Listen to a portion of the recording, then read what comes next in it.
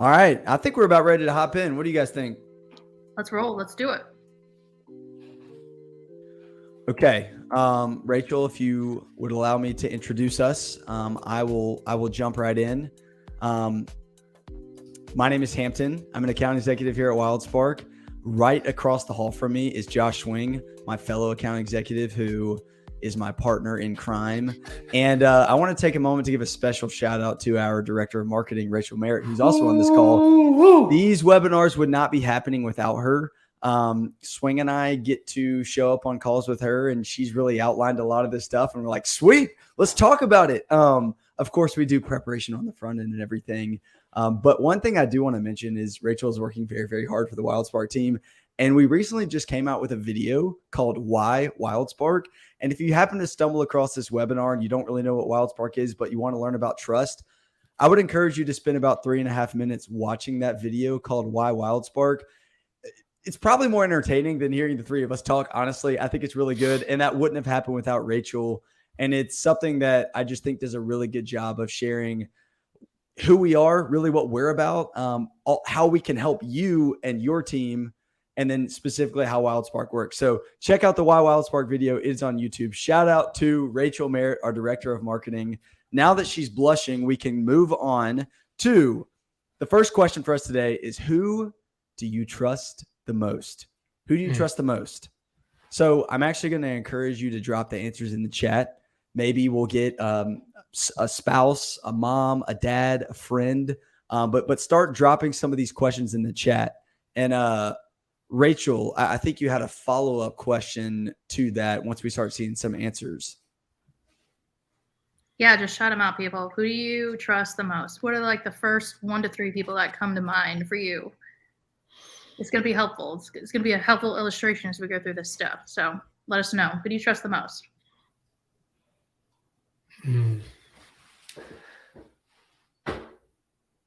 Instantly, my dad. I bet a lot of people get out of here, Hampton. A lot of people probably like family members, I imagine, are some of the first people that are coming to their mind. Yep, there's a father from Aaron. Christina trusts herself. That's a good answer. That's fair.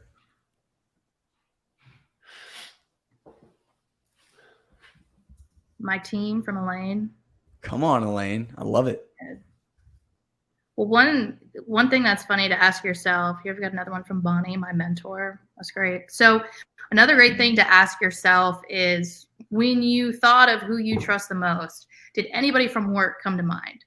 Probably for most people, it's those in your inner circle. It's your spouse or your partner, your family, immediate family especially. So a lot of people do not think of their team, their boss, those types of individuals. So today we're excited to talk to you about how you can build the deepest trust with those people on your team. Yeah, and a quick side note, as we're about to jump into the definition of trust, many of us might be in scenarios where if you look at your boss, your leader, your manager, they might not be the answer. You know, nobody put them there. And sure, some of my coworkers and my leaders here, they might not be the first person. A lot of us, it might be family, but they're definitely up there for me. But I also recognize I'm a part of the minority. Most people can't say that. And so before we dive in any deeper, I just wanted to say a lot of this conversation might be pointed towards somebody that feels like they can't really trust a lot of the people that they're being led by. But my challenge for you would really be, if someone you were leading was on this webinar right now, would they think of you? Would you be in that list of maybe that top 5, top 6, top 7? And I think that is something you can control. And so I'll start off just with a convicting challenge for you and me to say, do the people around us, do they trust us? So anyways, let's move on. What is trust? We're actually going to start with a quick video from our founder and CEO of WildSpark. His name is Cord Sachs, and he actually talked about this on our last webinar. So we'll start with that. So if you're on a team right now and there is no trust and you feel like you're looking behind your back and around the corner to see, is there somebody that's going to take advantage of me? There is no trust on that team. And it is there's no foundation to really build any of the other aspects on. And so trust is a super big deal. So I want to define it for you. How do you define trust? So our definition of trust is it's your confidence in someone's intent, ability, and execution. Love that definition by Cord. He shared that. And in if you're on a case team right now and there is no trust, I think it was so good we're going to listen to it again. No, I'm kidding. In case you missed it, he said trust is your confidence in someone's intent, ability, and execution. Your confidence in someone's intent, ability, and execution. So you have confidence that they intend to do what they said, that they can do it, and that they will do it. Now, one thing we always do here we talk about is what's at stake. Why does this matter? Why does trust matter? And I'll let Swing talk about that. Yeah, such an important question to ask, Hampton. Really, as we're evaluating anything in our lives that's important, is to ask the question, what's at stake? What's at stake if I show up to work every day and there's extremely high amounts of trust? What's at stake if I show up to work every day and there's extremely low amounts of trust? I can guarantee you one thing. Nobody wants to show up to work and feel skeptical or discouraged or to constantly be questioning the intent of others in your definition. As Court said, to be always looking behind your back to know. I know me personally, I love showing up to work every day because I know even if I fall down, Hampton's going to be there to catch me. Rachel's going to be there to catch me. And that's a really encouraging feeling to have as you step into the office every single day, or you step into your remote work environment every single day. I have some statistics, it's a hard word to say, that even further illuminate the importance of trust within organizations and teams. You see a number like 260%, and you have to pay attention to it. That may not be totally accurate. I don't know if you're anything like me. I typically look at statistics and I'm like, how did they find that number? But I think what we can all agree on with 260% or people are 260% more motivated to work every day is the unanimous decision that people are more motivated in their work when they feel trusted and when they feel supported by their team.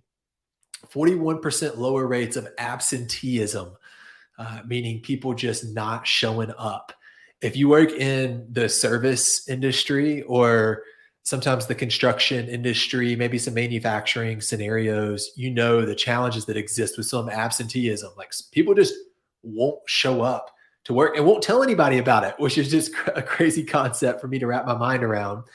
And 50% less likely to look for another job if you're in a trusting environment.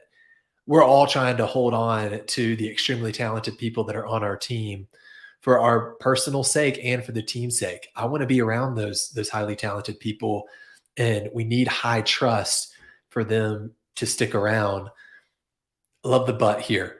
But 1 in 4 workers don't trust their employer. 1 in every 4. So as you look around your office and you see 4 people, one of those people has no trust for where they show up to work every day.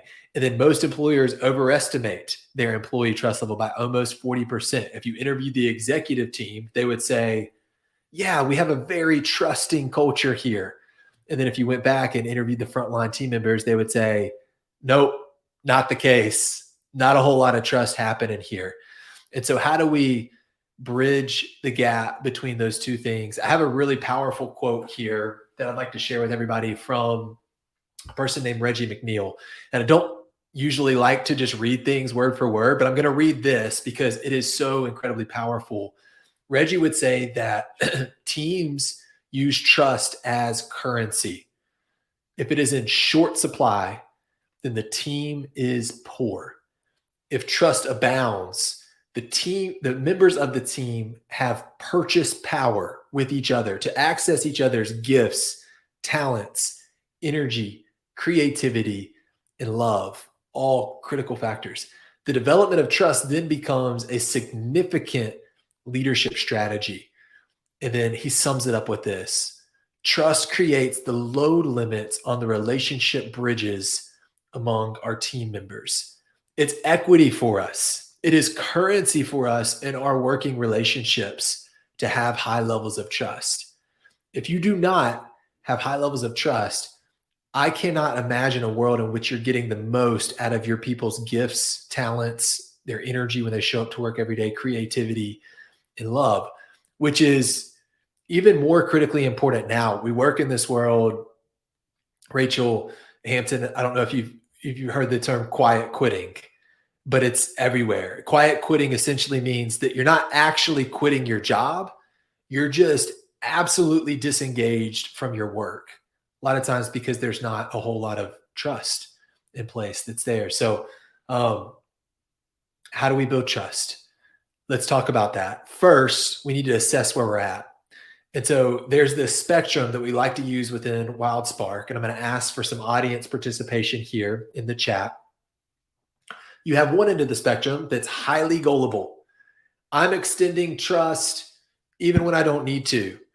That homeless person asked me to borrow my car so they could drive to get some food from Chick-fil-A, and I just gave it to them. Probably not the best idea to give them your car. Maybe drive them to get them food, but don't give them your car. The other end of the spectrum, overly skeptical. I don't trust anybody but myself,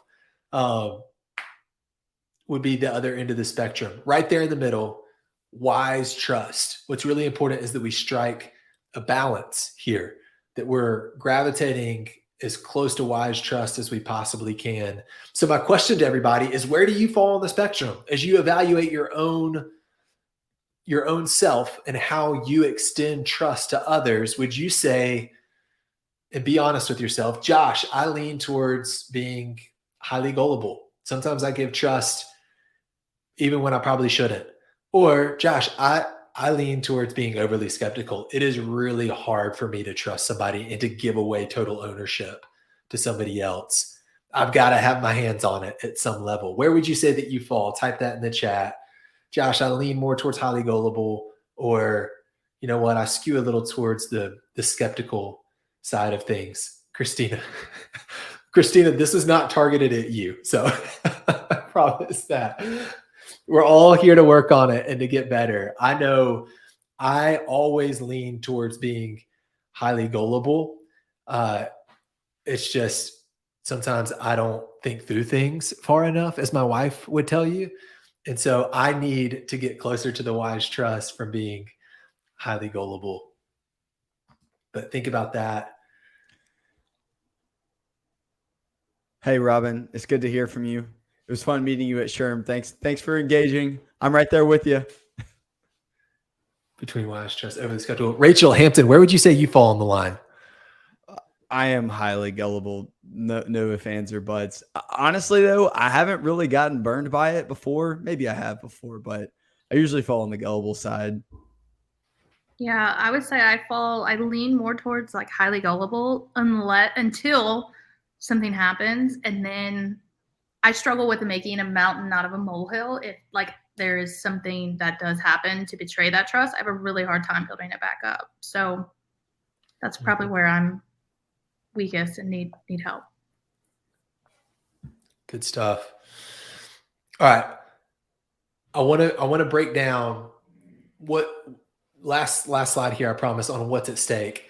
So let's look at what's at stake with wise trust.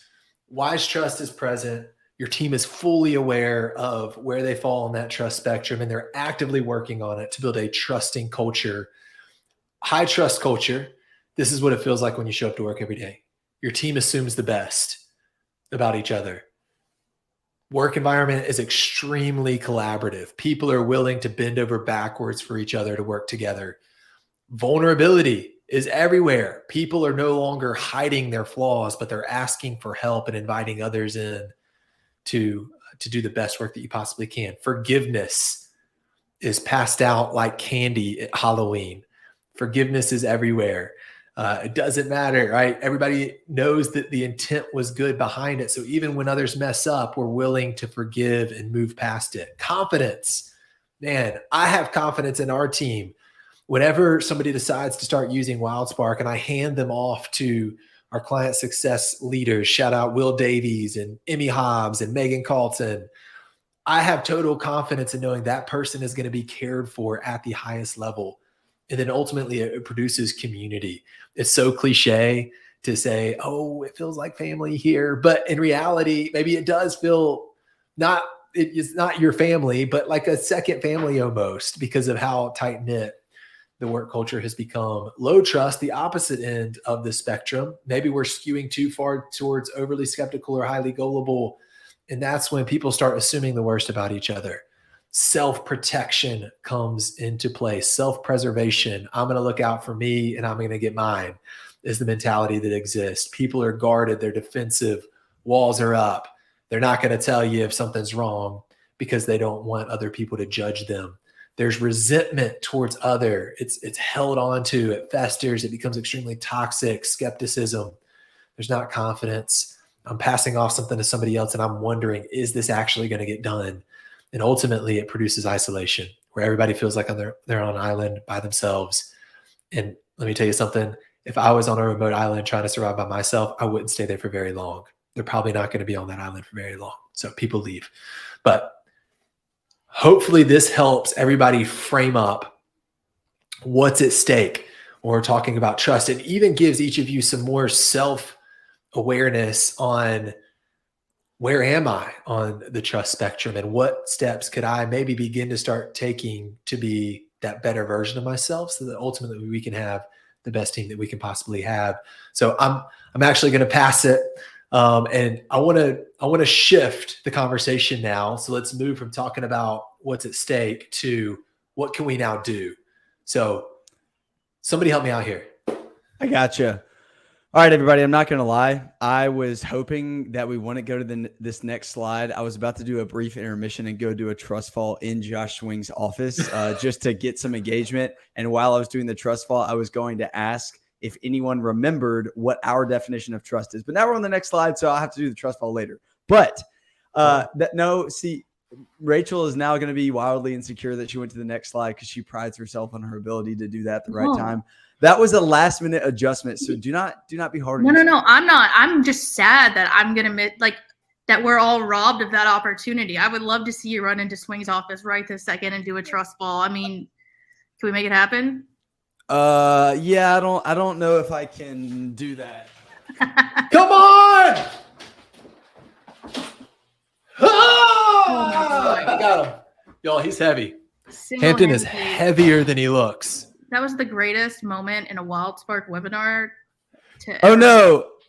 Everybody left. There's no one here anymore. I'm kidding. You're all still here. Thank you for watching. Now let's get serious again. Okay. What is the definition of trust from Cord? I can't believe we just did that. Thank you for bearing with us. So Cord said it is your confidence in someone's intent, ability, and execution.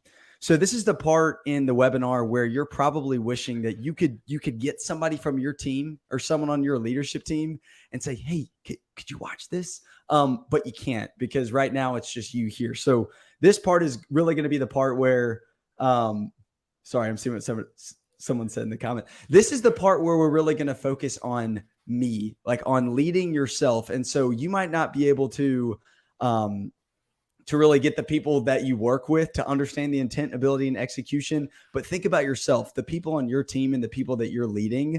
Do they have confidence in your intent, ability, and execution? I think that's a question that we can all ask ourselves, and we probably have areas to grow in. But I'm going to unpack intent and then pass it off to Swing from there. So Craig Rochelle has a quote that says, people would rather follow a leader who's always real than a leader who's always right. And so I think that goes with the admit mistakes. I'll start with that one at the bottom. So if you are real, if you can admit mistakes, people would rather follow you than if you always act like you are right. I think it's a superpower in leadership to be able to say, I don't know, or I'm sorry. And so when you can admit mistakes, then that will give everybody that much more confidence when you haven't made a mistake and they need to trust you on something. Be authentic. Everybody knows that being authentic is important. Vulnerability breeds vulnerability. I think this is becoming more and more important than it's ever been, specifically because of some of the data we've been exposed to with the different generations. By 2025, 70% of the workforce is going to be either millennials or Gen Z. myself, Rachel, and Swing all fall into that category. So if you're not in that category and you're bashing on us, I'm sorry, but we like authenticity, And so that is data that's coming out, especially about Gen Z, that they really want authenticity. So that's only going to be more important for them to understand your intent. And then finally, with the shoot me straight, this kind of goes into feedback, which we've talked a lot about that. We have podcasts on it, lessons, other webinars that we've done. But when you shoot somebody straight, a way I like to put this is don't give somebody a feedback sandwich where you're beating around the bush, where you start with maybe like a compliment, and then in the middle, you kind of sneak in the feedback of what you want them to hear, and then you end with a compliment. Then they walk away confused, and they might be thinking, oh, I'm doing pretty good, when really you wanted them to get the message, but you totally missed it. And so in a loving and kind way, shoot somebody straight, really about what your intent is. Honesty goes such a far way in trust, Hampton, to that point. Moving from intent to ability, a couple of things that we can do to work on the ability side of trust. I'll go down the list here. Deal with what's real. This is more challenging for some than others. It's more challenging for me. I am a relentless optimist. It's actually my blind spot on Brene Brown's accidental diminisher quiz, is being overly optimistic, to the point where people start to question, does he have a firm grasp on reality? Like, what's real? What's important here? And so you have to be able to state what's real and make sure that people know that you have a clear understanding of it. Do it right.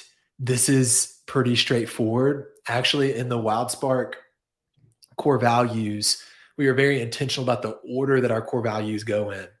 And if you looked at our core values, it goes excellence and then relationships. And it's not because relationships are less important, but we know that if we are not excellent in what we do, if we don't do it the right way, then we're not going to have opportunities to build relationships. Nobody's going to want to stick around for very long if we don't do it right. So you have to be excellent in your work if you want to be able to build those relationships and build that trust, and then continuously improve. Think about somebody that you know is growing themselves and somebody that you know is not growing themselves. Like, I look over there at Hampton, I see all the books behind him. I know that he's a reader, that he is constantly seeking knowledge and working on himself. I have so much more trust in Hampton than I would in Joe. I'm making up Joe. And I know that Joe doesn't read at all. He doesn't listen to any podcast. He just binge watches Netflix all the time and scrolls on his TikTok all day while he's at the office. I have a lot less trust in Joe than I do in Hampton. And so that's why we need to be constantly improving ourselves and showing people that we're improving ourselves so they can have that trust in us. Rachel, round us out. Yeah. And so if you lay such a solid foundation with intent and ability, really, though, the most important thing is that when it comes to execution and when it comes to how things get done, you can drop the ball here. You can drop the ball at like the 2-yard line if you don't have some of these boxes ticked in terms of having trust in somebody's execution. And so one way to make sure that somebody can execute in a way that the trust is really strong is just to clarify expectations, right? Clarify. We always say at WildSpark, it's just sort of I was talking with guys about it, how we just say it so often, but clear is kind. It really is. Clarity is kindness. Whether it's, something on the sales side of things where just clarity about whether or not something's going to move forward, so that people have a realistic expectations of projections and things like that, or just basic project management of what are the deliverables, what are the KPIs, what is the timeline, that type of stuff. And then even expectations about somebody's role, like what is expected of you in terms of how much time you spend with people, how much time you spend in a one-on-one, how much time you spend in the office, right? And so one thing I will say that has been so refreshing about coming to work at WildSpark is that I never feel like I don't have clarity on a project because we just over communicate those items. But I also feel safe to where if I don't have clarity on something, there's freedom to ask. So you as a leader, there's kind of two really important things there with clarifying your expectations. Over communicate so that it's as clear as possible, but then also make sure that you create an environment where if somebody doesn't have clarity on something, that it's okay to come and ask you or to get clarification. That's huge too, just people feeling safe to be able to do that. In addition to clarifying expectations, committing to your commitments. So there's a really, really great episode on this that we did on that Hampton and Corey did on the Leadership Spark podcast. And it's called your say-do ratio, right? And so follow through on the things that you commit to, and make sure as a leader that your the things that you say you're going to do and the things that you actually do, make sure that's a 1-to-1 ratio and that it's solid.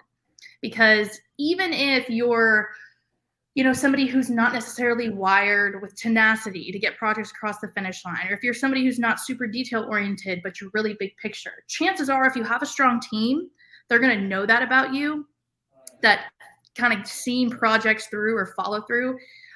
If that's not your strong suit, when you do follow through on commitments and deliver something on the timeline that you say you're going to, or in the way that you say that you're going to, that just builds so much trust with everybody from the executive branch all the way down to the frontline workers. And, if you're one of those leaders as you rise up in the ranks of the organization and you talk about things and you talk a big game, but there really is no follow through, that will trickle down for your organization where people will get a mindset of, yeah, we talk about that a lot, but I never really see any meaningful action for that to get done. So as a leader, I think for me, the most helpful phrase has been every day, check your say-do ratio. Do what you say you're going to do, follow through on your commitments. That is one of the biggest ways you can build trust, whether you're just starting out an entry-level job, whether you're at the very top, you're a founder or a CEO. And then finally, just a way that you can invite people into that, and especially as a leader, you can really build trust and become a leader who creates more leaders, is by applying accountability. And accountability is like one of those words that just makes people feel really squishy sometimes, I believe, right? Like it's just one of those words where sometimes people can feel like it's control, but healthy accountability that really helps a team thrive is when a leader allows their team, the people that they're leading, to hold them accountable. And so you as a leader, any way that you can open up and say, hey, I'm not sure if I'm going to be able to meet this deadline, or, hey, I really struggle with XYZ. Can you hold me accountable? In our one-on-one every week, can you check in with me on how I'm doing with that? Or if you don't see certain data points or areas of visibility where we show project progress, if you don't see that sometime soon from me, maybe it's once a week or twice a week, can you check in with me? So inviting your team and the people around you to hold you accountable, it builds so much trust. And when you just allow people to speak into the process, it's kind of the snowball effect with your trust. It just grows and grows and grows. So as far as your intent, your ability, and your execution, having that trust in each other and able to do this stuff, these are just some super practical ways that you can do that. And we always try and focus on the go and do at WildSpark. What can you go and do, and what's the practical application? So, and I'm going to toss it back to the guys to talk about something that we really kind of hang our hat on at WildSpark, which is where your personal story lies in with all that. That last one that you mentioned there, Rachel, was so good on the accountability side of things. I think if we want a culture of accountability, we first have to invite it in ourselves. And it's exactly what you're talking about. But yeah, if we miss this, then we miss it all. This is the foundation that trust is built on. And without it, we can do all of the activities that we just talked about, but it still is going to come crumbling down. Mr. Rogers, yes, Mr. Rogers said, there isn't anyone you couldn't love once you've heard their story. And I just know from personal experience that things change drastically once you know who somebody is, once you're familiar with what life events they've been through, what challenges they've had to overcome, maybe what toxic trust environments they were in the past that impacts the way that they now receive trust or give trust to other people. But if you don't know those things, it's pretty impossible to be successful as a leader. So first, because the longer you wait, the harder it gets, you've got to ask people what their story is. You got to give them an opportunity to share with you what are some of those things that they've been through so that you can have a foundation to build on top of. It's just really difficult if you don't do that. We hear time and time again from many of our clients that there's people that have worked together for 2, 5, 10 years that until they actually went through the exercise that we put them through with WildSpark about the story lesson, people didn't really know each other. And how can there be trust if you don't know somebody? And I think sometimes we separate work and life, and so many people have similar goals, in and outside of work. And so if you can learn about somebody's story, where they came professionally and personally, whatever they're comfortable sharing, it always goes a long way. And I think that is foundational with trust. This might be aggressive, but a lot of this stuff is not going to go very far at all without story. And so another practical takeaway is expect the best. Expect the best. So this goes back to the question earlier around like, where do you fall? Are you overly gullible or are you very skeptical? Again, we want you to have that wise balance. But there's another quote. Craig Rochelle is coming up again today, but he says, and some people do disagree with me here, but he says that trust should be given. Oftentimes people say trust should be earned. So he says trust should be given. Distrust is earned. Now I know that a lot of times you want someone to prove themselves before you trust them. I'll put it this way. If you're hiring someone, then you should trust them off the bat, because I feel like it's your call. It's your person that you're hiring. That was a lot of the comments I got on my LinkedIn post. I asked the other day what people thought. Do they think that trust should be given? And a lot of what I was hearing was, I've been burned in the past, yet I still choose to give trust because it outweighs the cons. The pros outweigh the cons. So you might be listening to me and you're like, yeah, I have to, but you don't know about that time when I lost my job, or when we were not aligned, or even personally where XYZ happened. And because of that, you might be very afraid to extend that trust. And I totally understand. I don't want to push back too much. Sure, there might be times in life where we get hurt for extending trust too much. But two things I'll say to that. In my life, and many of the people I've talked to, they found that extending trust in the long run outweighs being overly skeptical. And I think the final point that will hit home around this is, what would you want someone to do for you? Like, do you want somebody to trust you? If you start a new job, if you have a new friendship, in a new relationship, what would it look like for them off the bat to trust you? Because you know your intentions. And so I think the more we can think about how other people want to be treated, the easier it will be for us to extend trust to them. And Swing, I'll let you do the next one. Yeah. The golden rule is never off. I mean, you mentioned that treat other people the way that you want to be treated. If you want to be trusted, trust others in the way that you would want to be trusted. You were talking about expecting the best. Hampton and Rachel, you can probably relate to this with young kids. They're capable of some incredible things. And so many times, like, I won't expect the best. I'll think like, oh, they can't do this, or they may get hurt trying to do that. But then, like, I see them just completely own something. Like, Graham got out the vacuum cleaner, which is 2 times the size of him, this morning, and started vacuuming up his mess that he made with the muffin that he was eating for breakfast. And I'm like, dude, I didn't even know that you could lift that. And he's just like, so expect the best. People will surprise you. I want to round out with this. The reason why expecting the best is so incredibly difficult is because there's this thing called a fundamental attribution error that all humans possess. And the definition of this would be that we naturally assume the worst about somebody else's character based on their actions. And then we judge ourselves by our intent while judging somebody else by their actions. And to make this super clear for everybody, imagine you're driving around the parking lot at the grocery store, and right? You're looking for that parking spot. It's pretty packed. Let's just say it's a Sunday afternoon, right? Everybody's going grocery shopping on a Sunday afternoon. And you see the parking spot and you're pulling into it, but somebody swerves in at the last second. And you immediately think that person just must be the worst. Their character must be so low. They saw me sitting here with my blinker on and they just swerved in to that parking spot. And then you're in a situation, I'll just talk for myself. We ran out of diapers and we need some diapers because there's accidents happening, right?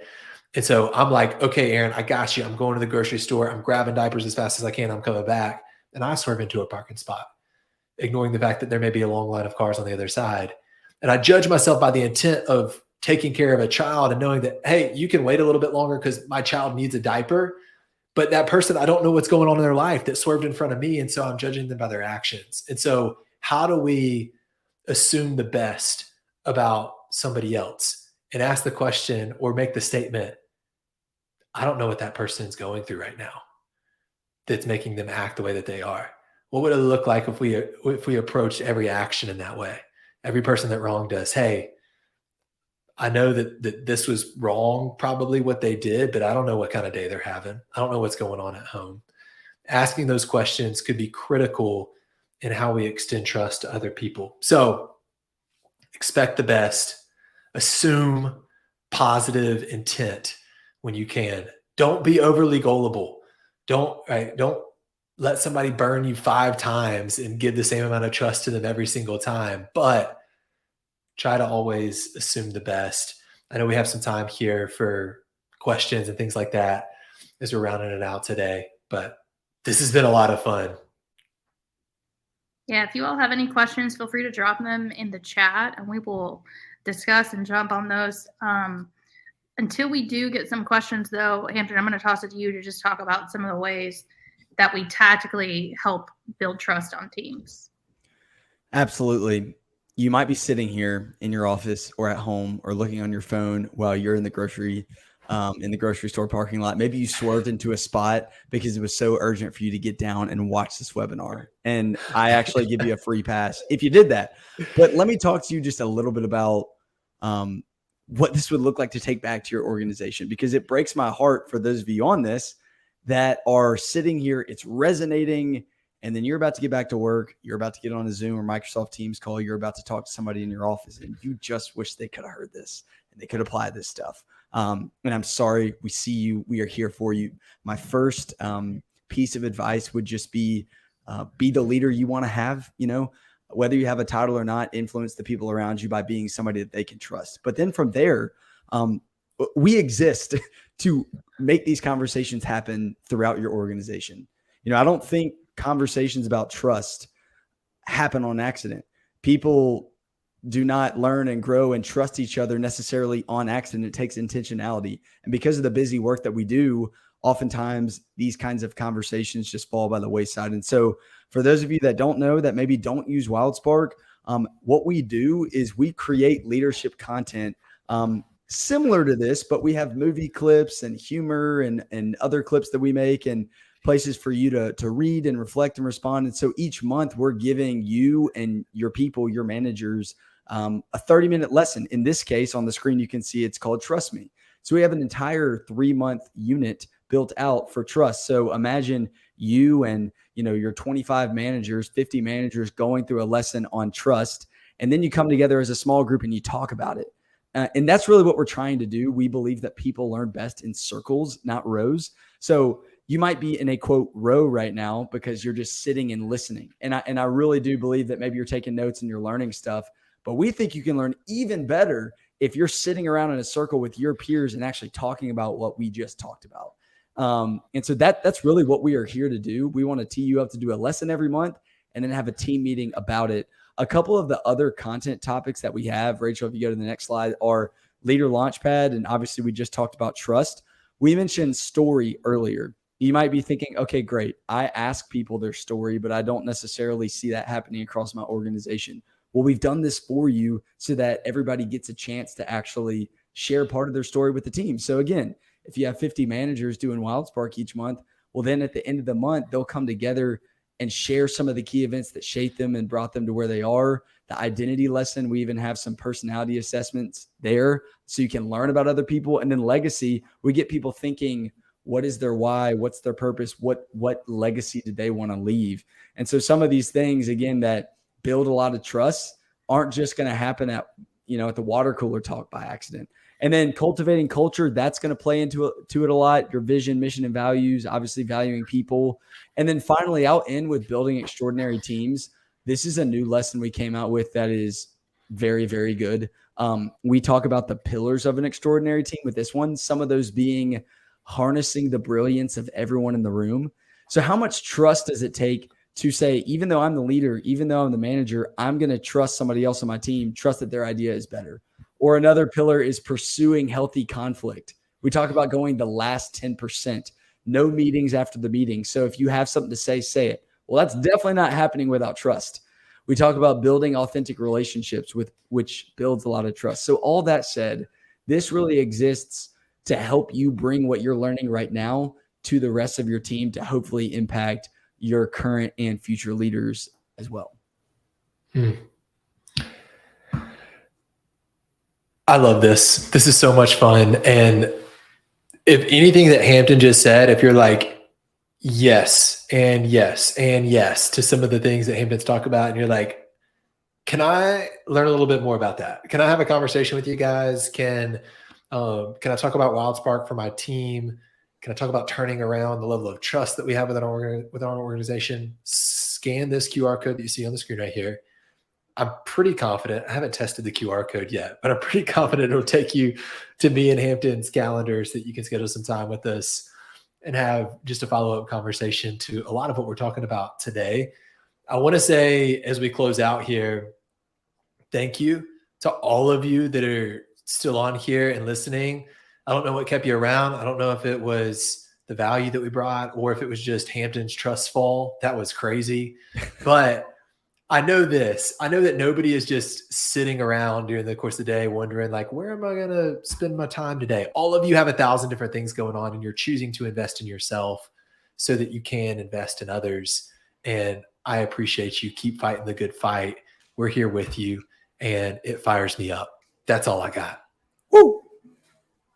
Yeah, and this will be emailed out shortly this afternoon, so you can share it with your team. You can watch more of it later, and if you need anything at all, there'll be some information in the email it too, so that you can get in touch with us or chat with us about leadership. So we'll see you soon. We'll be here next month as well on LinkedIn Live every month. You can depend on us.